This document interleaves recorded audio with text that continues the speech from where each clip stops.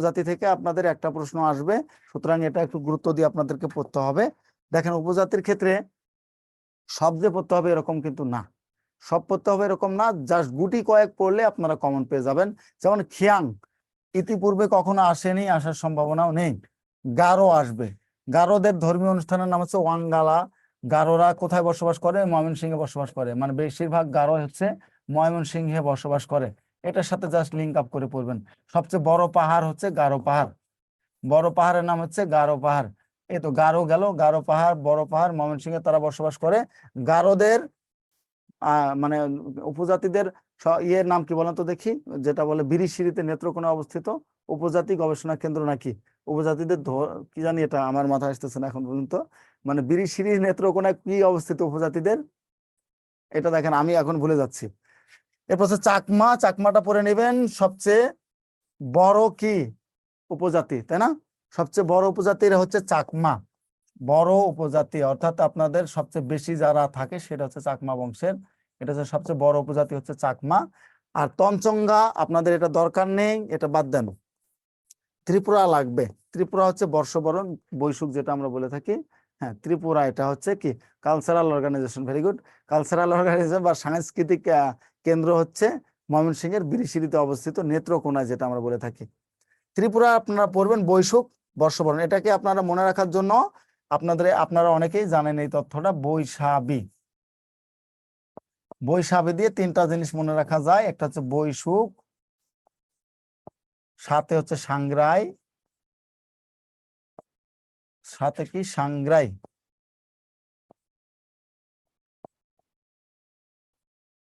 বিতে হচ্ছে বিজু। বৈশাখী, সাংগ্রাই, বিজু, আর একটা হচ্ছে বৈশাখী যেটা আমরা বলে থাকি বৈশুখ। তাহলে এই তিনটাতে আবার তিনটা জাত কিন্তু বিদ্যমান আছে। বৈশুখ কাদের বলেন তো? ত্রিপুরাদের। ত্রিপুরাদের ধর্মীয় অনুষ্ঠান নাম হচ্ছে বৈশুখ। আর সাংগ্রাই কাদের? সাংগ্রাই মারমা, মারমাদের ধর্মীয় অনুষ্ঠানের নাম হচ্ছে সাংগ্রাই। বিজু দুইটারে আছে, চাকমাও আছে, আবার তনসঙ্গা আছে, তবে এটা আপনারা চাকমা পড়বেন, চাকমা। তাহলে ত্রিপুরা, মারমা, চাকমা তিনজনার তিনটা যে ইয়ে আছে আপনাদের উপজাতি আছে, তিনটাকে বৈশাখী দিয়ে পড়বেন, তিনটায় মনে রাখা হয়, সহজ হয়ে যাবে। বৈশাখীতে বৈশুখ, সাংগ্রাই এবং বিজু। আর বৈশুখ হচ্ছে ত্রিপুরাদের ধর্মীয় অনুষ্ঠানের নাম, সাংগ্রাই হচ্ছে মারমাদের অনুষ্ঠানের নাম, আর বিজু হচ্ছে চাকমাদের অনুষ্ঠানের নাম। সুতরাং তিনটা একসাথে হয়ে গেল বৈশাখী হিসেবে। ঠিক আছে, তাহলে এটা আপনারা লিখে নেন, এটা লিখলে তিনটা শেষ হবে। আর মোরট রো ক্লোপ পাইটা এগুলো কখনো আসে না, মারমাটা পরে নেবেন। রাখাইনেরও একই অবস্থা, সাংগ্রাইটা কিন্তু রাখাইনদের জন্য প্রযোজ্য। ঠিক আছে, রাখাইন জাতি যে আছে, রাখাইন আমাদের এই রাখাইন উপজাতিদের জন্য সাংগ্রাইটা প্রযোজ্য। দুইটা উপজাতির জন্যই মূলত সাংগ্রাই অনুষ্ঠান প্রযোজ্য, মারমা এবং রাখাইন। আর বৈশুখ হচ্ছে ত্রিপুরা এবং বিজু হচ্ছে চাকমা। তিনটাকে তাহলে তিনটা দিয়ে মনে রাখেন, এগুলো সহজে মনে রাখা যায়। আর আপনাদের উপজাতি থেকে আসলে আপনারা পারবেন, কারণ একেবারে কমন প্রশ্নগুলো উপজাতি থেকে আসে, কেউ ভুল করবেন না, আমার মনে হয় কেউ ভুল করবেন না আপনারা। সুতরাং যেটা আসুক আপনারা পারবেন। তাহলে এটা গেল এখান থেকে উপজাতিদের উৎসব এবং প্রধান উৎসব এবং উপজাতি যেগুলো আমরা এখানে দেখতে পাচ্ছি সেগুলো নিয়েছেন সবাই। যদি হয় তাহলে ডান লিখবেন দয়া করে, হ্যাঁ, তাহলে আমার জন্য ভালো হয়। সাঁওতাল আছে তো, ওয়েট করেন না, সাঁওতালকে নিয়ে আসতেছি।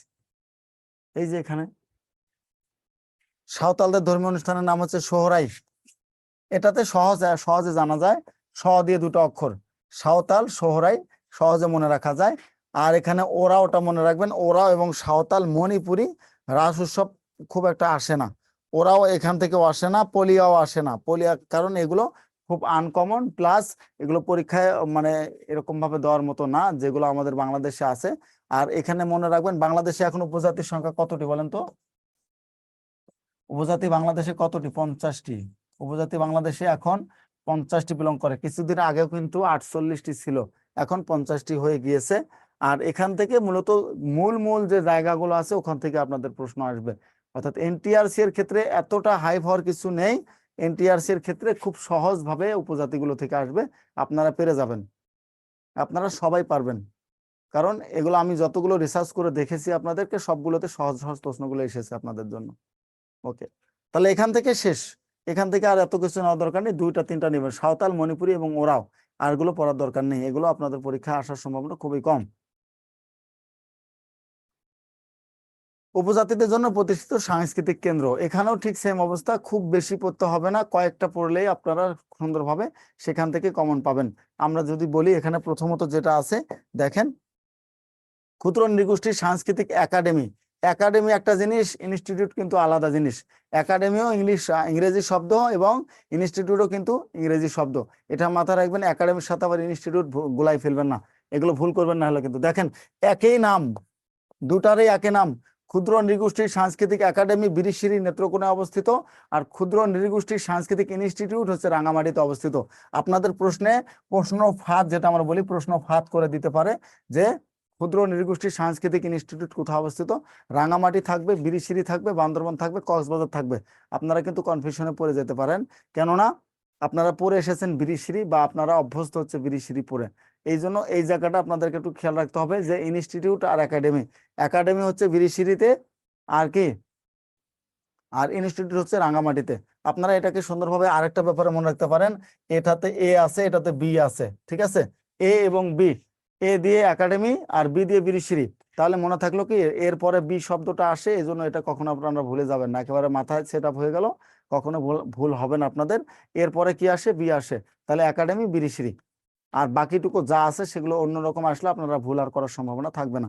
তাহলে আর ইনস্টিটিউট হচ্ছে রাঙামাটিতে ক্ষুদ্র নৃগোষ্ঠীর সাংস্কৃতিক ইনস্টিটিউট। কতগুলো আছে দেখেন, অনেক কটা আছে, কিন্তু 3টা আছে। সুতরাং এখান থেকে আমরা বলতেই পারি যে আসতেও পারে, নাও পারে, শুধুমাত্র বিরিশিরি পড়লেই হয়ে যাবে আপনাদের জন্য, কারণ 3টা এখানে আছে, 3টা আসলে 3টা এভাবে নাম আসার সম্ভাবনা খুবই কম। এখান থেকে শুধুমাত্র দেখেন মণিপুরি ললিত কলা একাডেমি, এটা আপনাদের আসতে পারে। মণিপুরি ললিত কলা একাডেমি কোথায় অবস্থিত, মৌলভীবাজারে। আর রাখাইন সাংস্কৃতিক ইনস্টিটিউট রামু, কক্সবাজার, এই দুটা। তাহলে 1টা 2টা 3টা 4টা, এই 4টা পড়ে নিলেই হবে আপনাদের। এই 4টা পড়লে মূলত আশা রাখি যে আপনাদের আর অন্যগুলো পড়তে হবে না, এখান থেকে কমন পাবেন যদি আসে। ক্লিয়ার? আমি বলবো আপনারা দাগাই নেবেন, আর কোনো ইয়ে নাই। এরপর দেখেন, এখানে আমরা অনেকে জানি যে লিপি আছে। বর্তমান সময় চাকমা, মারমা সবার নিজস্ব বর্ণমালা থাকে, সবার নিজস্ব কি থাকে, বর্ণমালা থাকে। এগুলো আমরা একটু দেখে নেই, এখান থেকে মূলত কোনগুলো পড়তে হবে। আপনারা দেখেন, চাকমাদের বর্ণমালার নাম হচ্ছে মনখেমের, অনেক আসছিল, প্রচুর পরিমাণে আসছিল। এটা এটা ভিভিআই দিয়ে রাখেন। চাকমাদের বর্ণমালা বা লিপির নাম হচ্ছে মনখেমর, অনেকবার আসছে এটা, মনখেমের বা মনখেমর, আপনারা যেটা পড়েন এটা মনখেমরও হয়। দুটা হচ্ছে চাকমাদের বর্ণমালা বা লিপির নাম, এটা প্রচুর পরিমাণ আপনাদের পরীক্ষা আসছে। মণিপুরি, অহমিয়া এটা খুব একটা আসেনি। রাখাইনদেরও কিন্তু মনখেমর, অর্থাৎ চাকমা এবং রাখাইন দুটারই হচ্ছে বর্ণমালা বা লিপির নাম হচ্ছে মনখেমর। আর মণিপুরি হচ্ছে অহমিয়া, এটা খুব মানে আসার মতো না। মনখেমর অর্থাৎ আনকমন নামগুলো আপনাদের বেশি আসবে এখান থেকে, যেহেতু উপজাতি এরা। তাহলে মণিপুরি এবং চাকমার জন্য হচ্ছে মনখেমর, এটা শুধু একটা মনে রাখেন। এরপরে দেখি আর কোনো গুরুত্বপূর্ণ আছে কিনা, আর কোনো লিপিমালা আছে কিনা, নাই।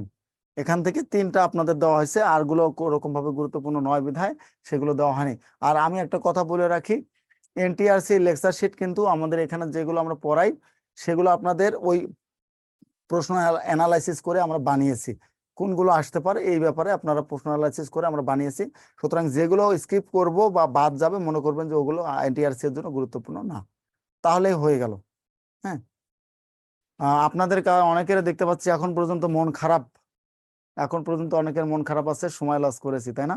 সমস্যা নেই, একদিন আমি আপনাদের 4 ঘন্টা ক্লাস নিয়ে নেবো 2 ঘন্টার জায়গায়, তাহলে হয়ে যাবে। আর স্পেশাল সাজেশনটা একদিন দিয়ে দেবো ফ্রিতে, আর একটা ফ্রি ক্লাসে, তাহলে তো শান্তি পাবেন নাকি? তাহলে শান্তি পেলেই হলো। স্পেশাল একটা সাজেশন আপনাদের ফ্রিতে দিয়ে দেবো। আশা রাখি যে আপনারা সবাই স্যাটিসফাইড হবেন এবং স্যারের প্রতি খুশি থাকবেন।